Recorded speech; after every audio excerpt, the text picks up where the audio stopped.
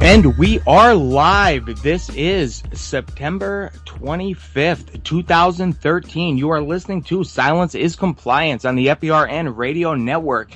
And today we have a very special guest, and I'm glad he can make our acquaintance even for a short time. We have Mr. Gerald Celente, the publisher of TrendsJournal. And you could find, if you're not familiar with him, you definitely should be. And if you're listening to this show, I would imagine that you are. Make sure you go to TrendsJournal.com. Check out everything he does, because he is, in my opinion, probably one of the world's best international forecaster. And this guy has been on the point for a very long time. Gerald, thank you for joining the show. Oh, thanks for having me on, Anthony. So, and I know we don't have a real lot of time, but, there's so much going on right now. Government shutdown, they're talking about October 1st, which happens to be the same day as Obamacare, October 1st. And then I do some research, and I look at all these drills that are happening. 386,000 troops or UN peacekeeping troops are in the process of being trained right now. I mean, it really seems that things are heating up in this country and around the world.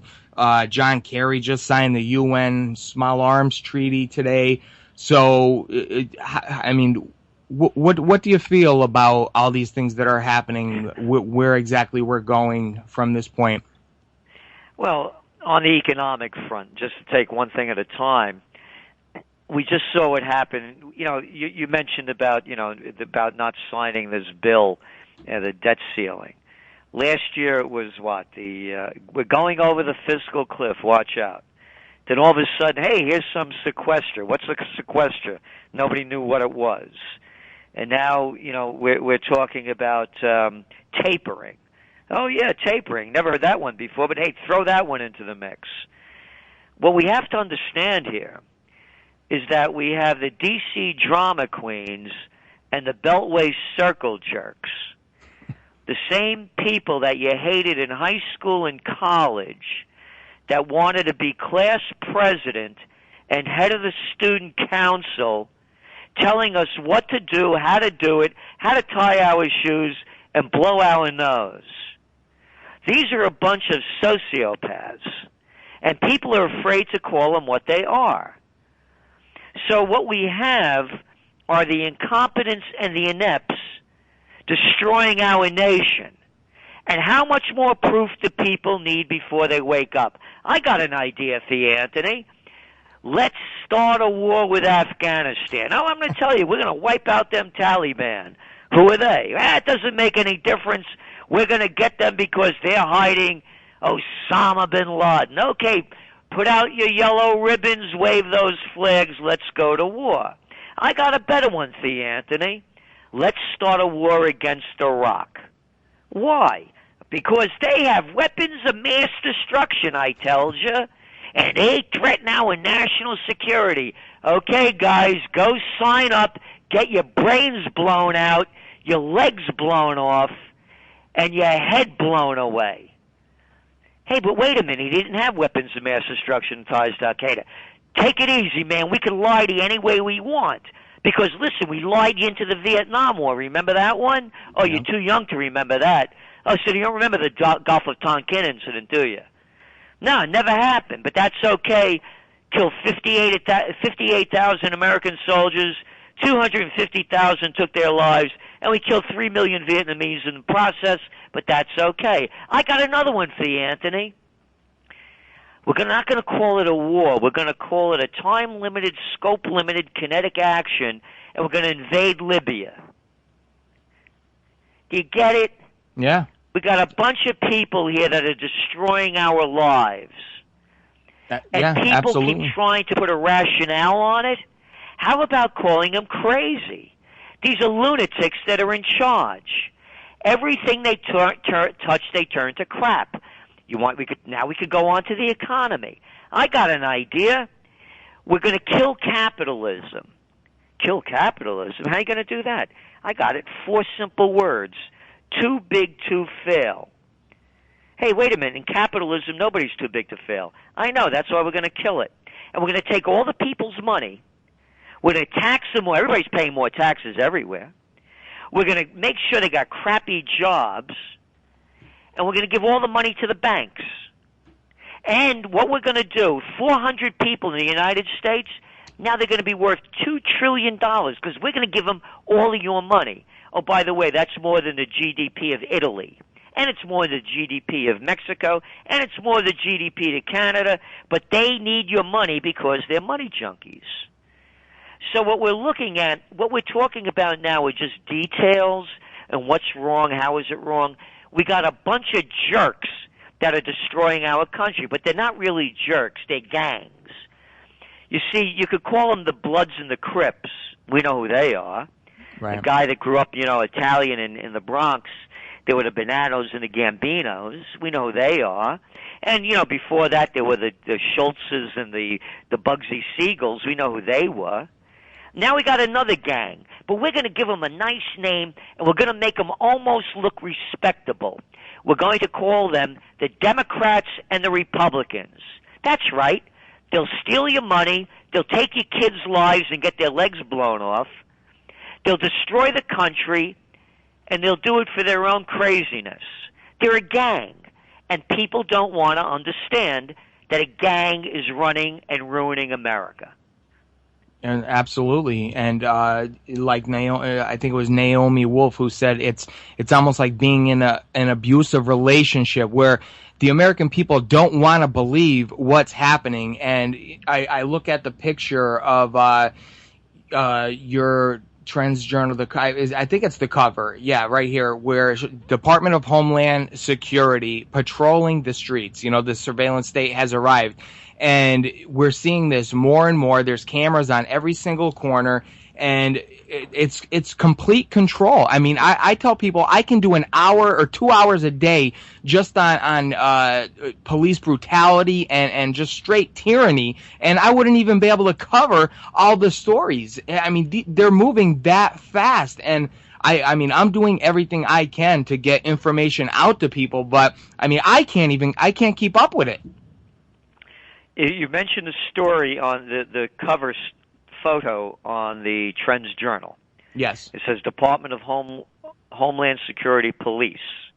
And there's a little girl and a mother, and it's an Amtrak Union Station in D.C. Right. And then on page 29, we had our illustrator, Anthony Frida, who's a world-famous illustrator, do one to correspond with that.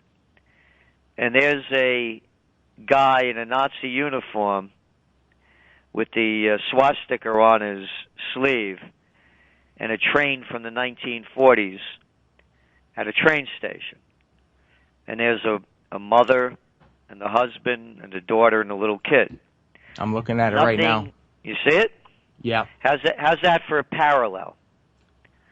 Yeah. Right, wow. So it's almost like they're in the same position and everything. This is absolutely incredible. And to the audience, I definitely recommend you going and checking this out.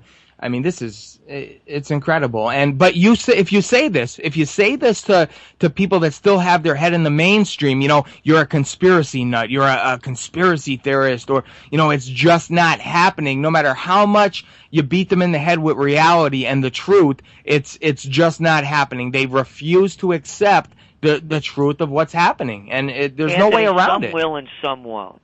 And a lot more people are. And I'll give you an example to make the point.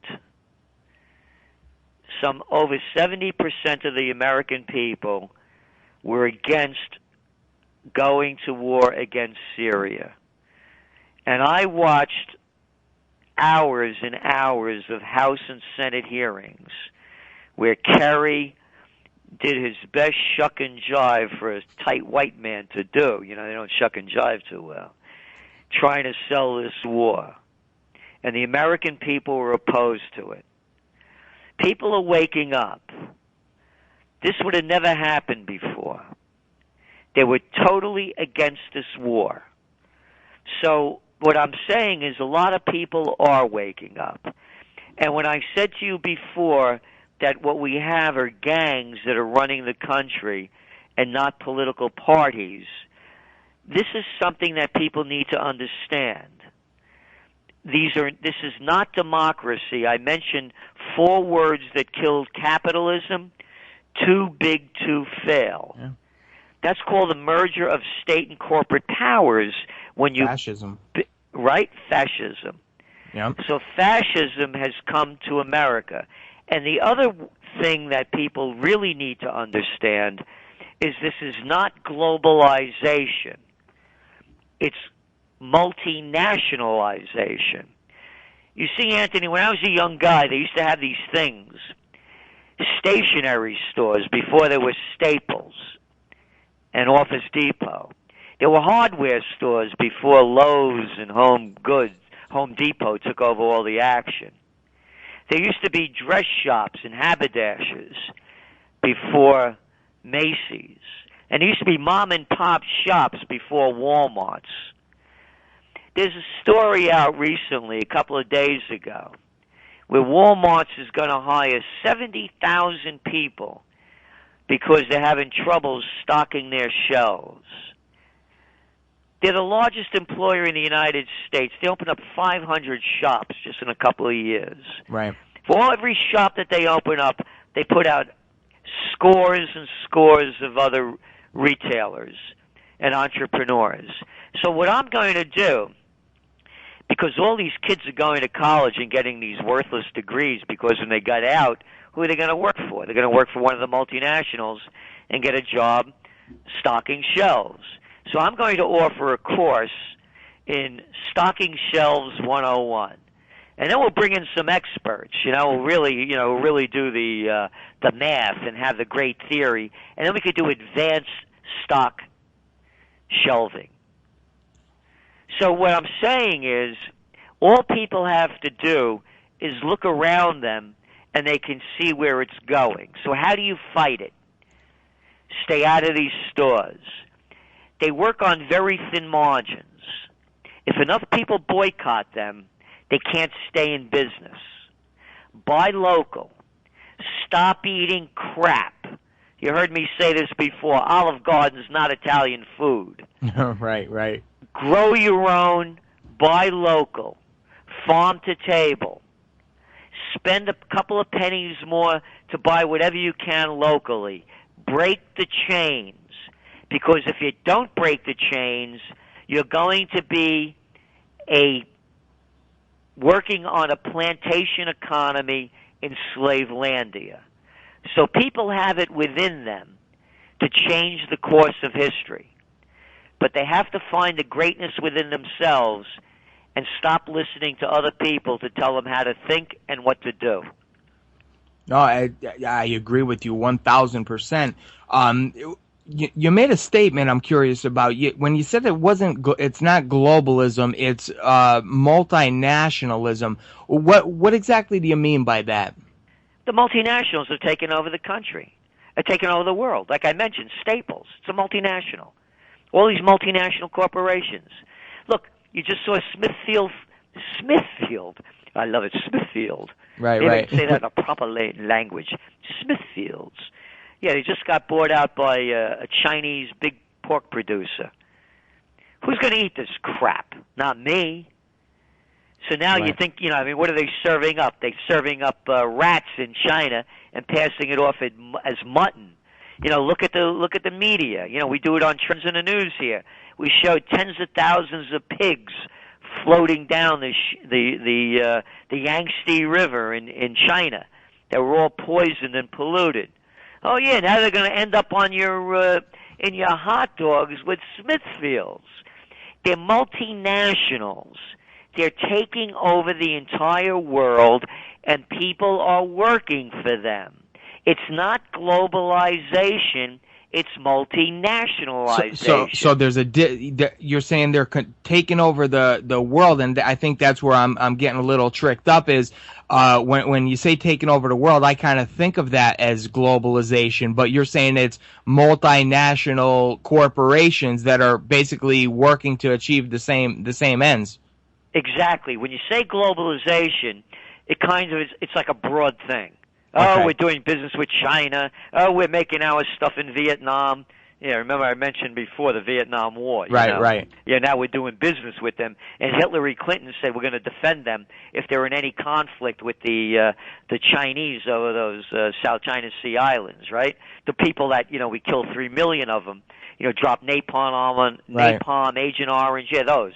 Yeah. Right, so now you talk globalization, you think of Indonesia, you think of Bangladesh. You don't think of the companies. Right. It's the companies, it's not the country.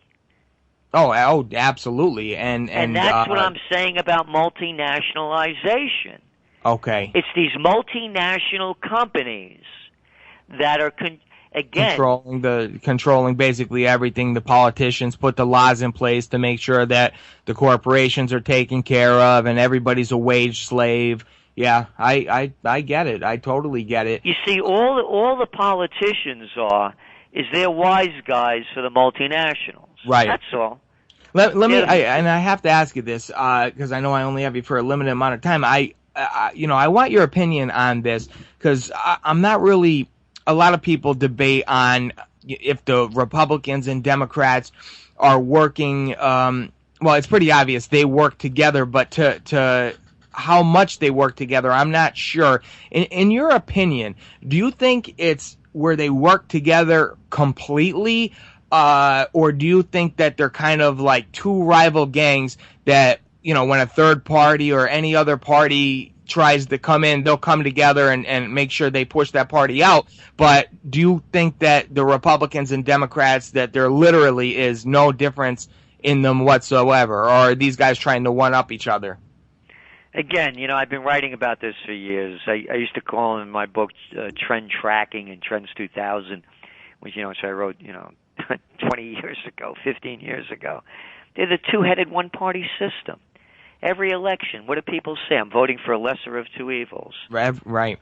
So, Anthony, I ask you, would you go out with a lesser of two evils? Would you do business with a lesser of two evils? Would you hang out with a lesser of two evils? No, but I'll vote for one because I'm stupid. Right. You know what I don't mean you. I'm talking in No, general. I got you. But like what I'm saying is, do you think it's a power struggle, between? It's like running for the president of a country club. One president is going to build tennis courts. The other one, if I get elected, I'm going to make another swimming pool. Okay. That's all it is, man. Right. It's the same. It's the difference between the Bloods and the Crips, the Bonanos and the Gambinos, the Lanskys and the Schultzes. Okay, so there is there is no difference. Right, I got you. They just commit crimes differently, and they have each one of them have a priority on the kind of heist that they want to deal with, pull off, and the kind of criminal gangs they deal with. One may like to deal with the defense industry. The other one may like to deal with big agriculture. Here's the headline out of CNN, the Cartoon News Network. Cruz votes with Democrats. Obamacare fund clears hurdle.